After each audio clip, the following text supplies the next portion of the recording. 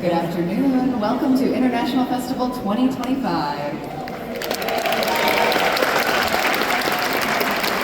name is Emily. I'm the director of presenting here at Overture, and I'm also acting stage manager on the Capitol Theater stage today.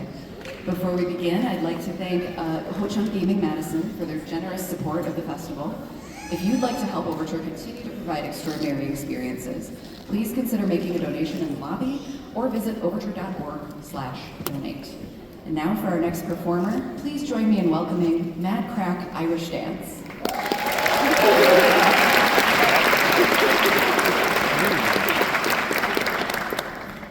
Hello everyone, welcome. Happy International Women's Day.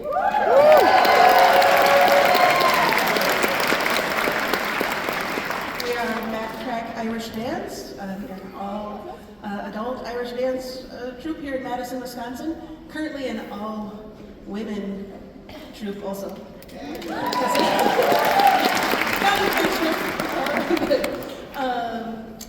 We're going to start with an old-style dance for you called Maggie Picky. Sometimes it's called Maggie Pickens. It's a dance from Northern Ireland. We know it goes back at least to the 1840s. In County Derry. And what else can I tell you about it? Maggie Picky has at least 18 known steps. It's a very long dance. We're only going to do 6 of those steps. And because it's in the old style, you'll notice it's not a lot of jumping, there's no leaping. It's pretty much done on the spot, but it's very fast, and there's a lot of fast footwork. Magalore? Magalore, I think it's good enough. Magalore, enjoy, Maggie Picky.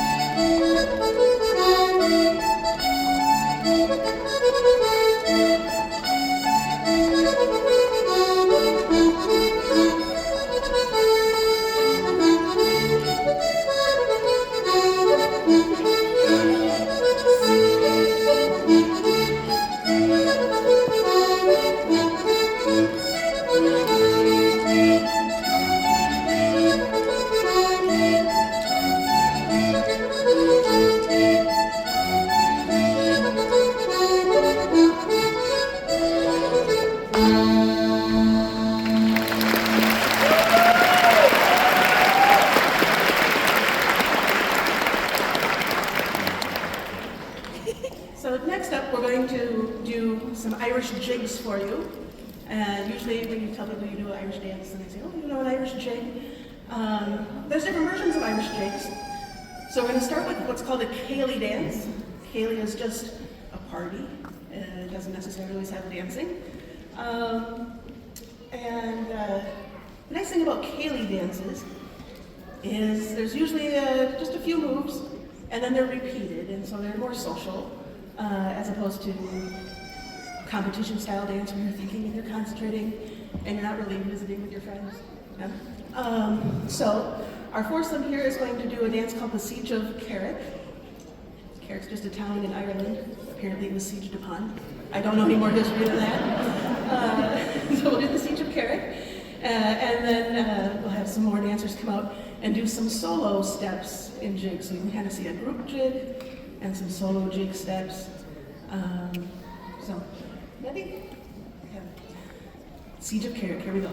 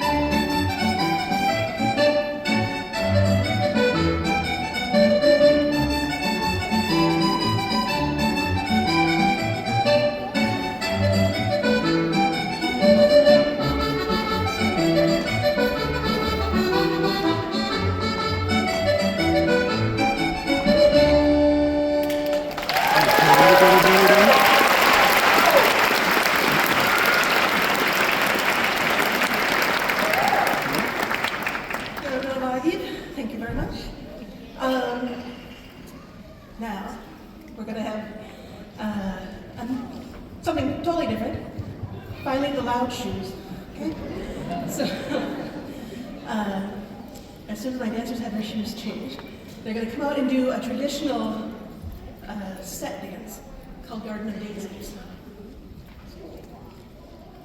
Garden of Daisies was choreographed in the 1920s by a Cork dance master named Freddie Murray.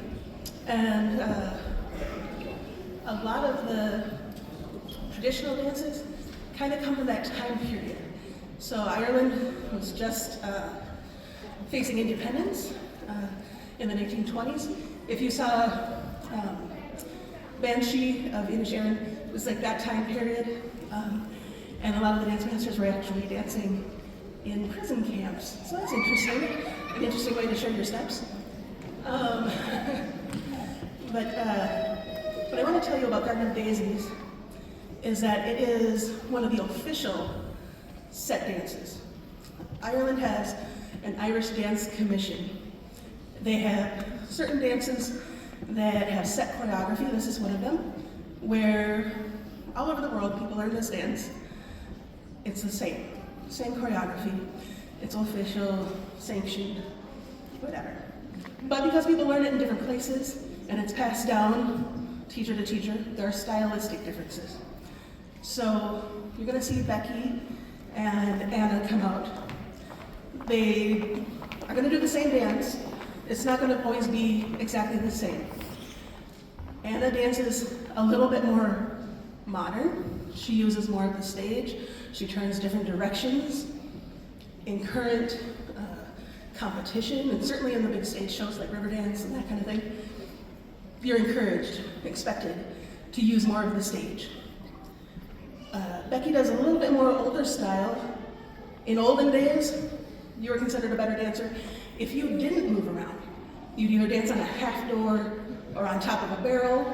They say the best dancers can dance on a platter. I don't know if that's true. I can't imagine anyone wanting to spoil their dishes. But the point being, you want to stay in place. And also, interestingly, really old dance competitions, the judges would sit under the stage because they only wanted to listen to the feet. They didn't matter where you moved because they weren't seeing you. So, you're going to see the same dance by two dancers, same footwork, but slight variations based on where they learned it and who they learned it from. So this is the Garden of Daisies. Enjoy.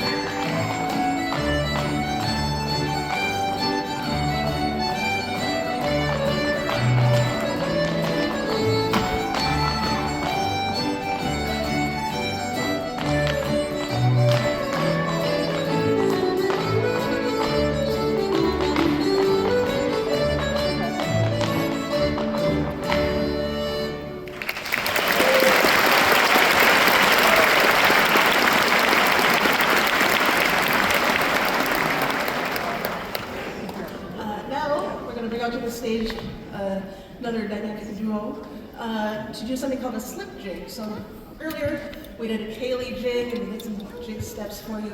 A slip jig has a slightly different rhythm. Instead of 6/8 time, it's 9/8. If you want to count along, 1, 2, 3, 4, 5, 6, 7, 8, 9, 1, 2, 3, 4, 5, 6, 7, 8. This dance used to be done sometimes in hard shoes, sometimes men and women. Over time it's evolved. And nowadays it's pretty much only danced in light shoes by women. It's a very balletic, airy sort of dance. So please enjoy the butterfly slip jig.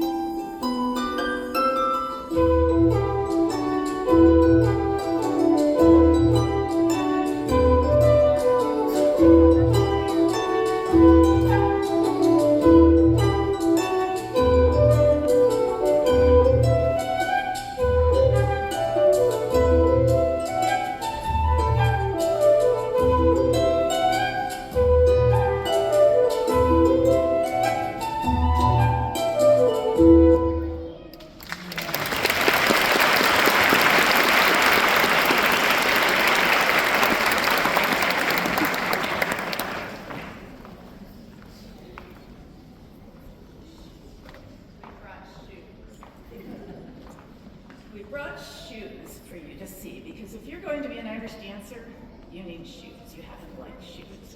There are many shoes. Some of the dances we've done, like the Siege of Craic, you can actually do like in street shoes.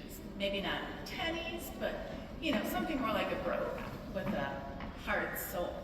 But then there are other specific shoes just for Irish dance. Many of you are probably familiar with something that looks like this. It's called a gilly. It's got like a zillion laces that tie up the front. It's actually based off of a ballet slipper. So this is something in Irish dance that only women wear. It's one of our soft shoes. The other ones that you've seen that make noise, we call those hard shoes for some reason. So this is the girl version of these shoes. There is also a boy version because the boys don't wear the ballet looking ones. So they get what's basically a jazz shoe, but it has heels similar to the ones that we use for hard shoe.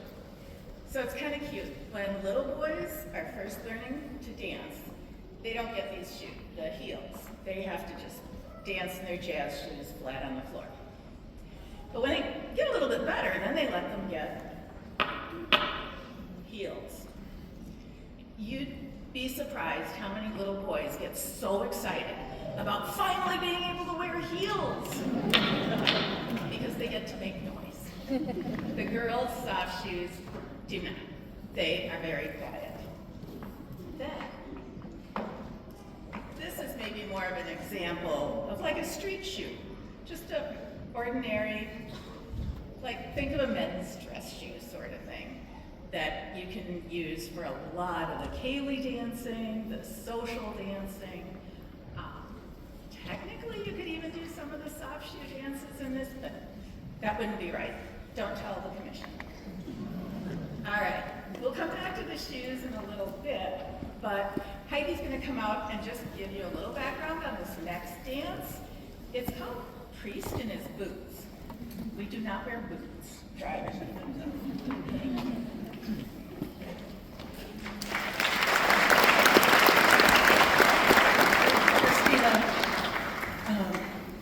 So, as Christina mentioned, the next dance is called The Priest in His Boots. And this is an interesting one. Earlier, when they did Garden of Daisies, I was like, this is a dance by Freddie Murray, and it's from this year, and whatever. We don't know who made up the Priest in His Boots dance. There's records of it going back at least to the early 1700s. There's also evidence of a dance. Back then it was called The Priest in His Books, which maybe makes more sense. Or in his boots, who knows. But it's another old style dance. Fast footwork, but low to the floor. And Priest in His Boots. Also, it's a tune. If you look it up online sometime, there's an Irish music index online. It's known by Priest in His Boots. Bouncing the Maiden, that's an interesting name. There's about 20 different names of the tune. So all these things are kind of passed down by oral tradition and just your teacher showing you. And sometimes you start to make up the history. And so if you have a favorite priest in your life, you just credit this to him. Ready? Priest in His Boots.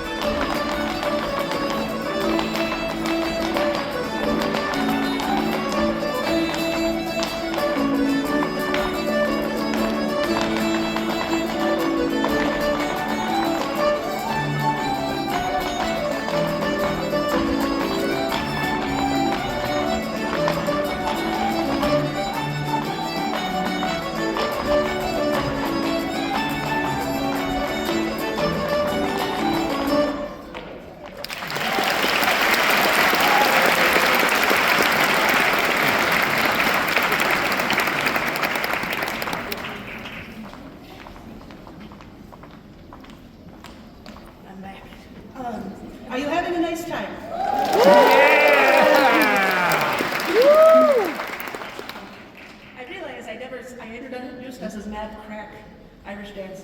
Craic is just fun, a good time. So hopefully you're having the Craic today. The Craic is mighty.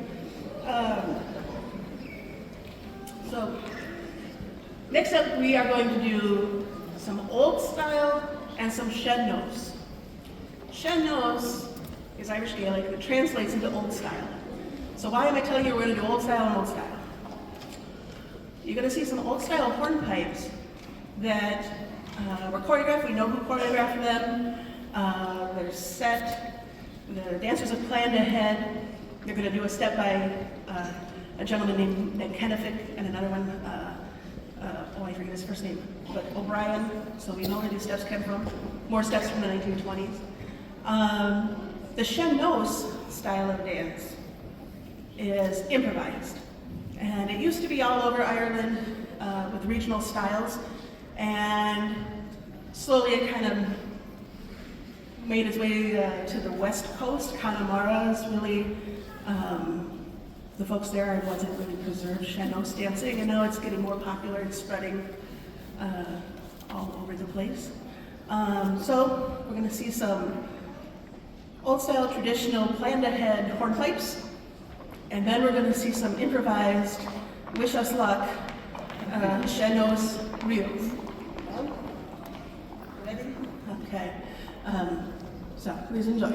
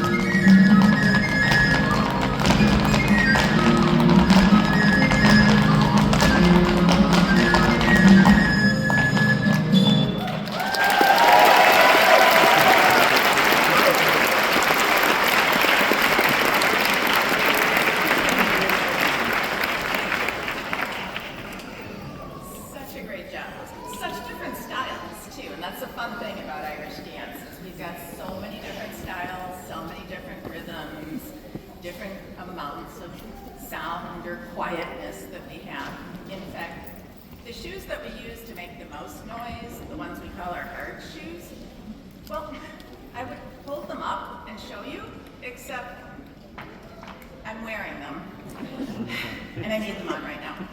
But the whole point, it really doesn't matter what they look like so much as what they sound like. This is a special type of shoe that has fiberglass tips on the front. So you can do this, or any number of other sounds. And you also have heels that are specially designed to make noise. So they go. And if you do them both together, you can make lots of noise. It's all about managing the sound. So these shoes, they're really kind of weird to dance in, to be honest, because they take your toes and push them up like this, because you've got that big built-up tip on the front. And then in the back, you're on about a 1.5-inch heel. So now the back of your foot is going up. So basically, your foot is like this, and you're expected to dance up on your toes. No problem. We got this. So that's exactly what we're going to do for you next. This is our final number. It's a treble reel. Treble just means all of the sounds that we're making with our feet, and a reel is the musical signature for the time that this music is in. So, without further ado, our treble reel and finale.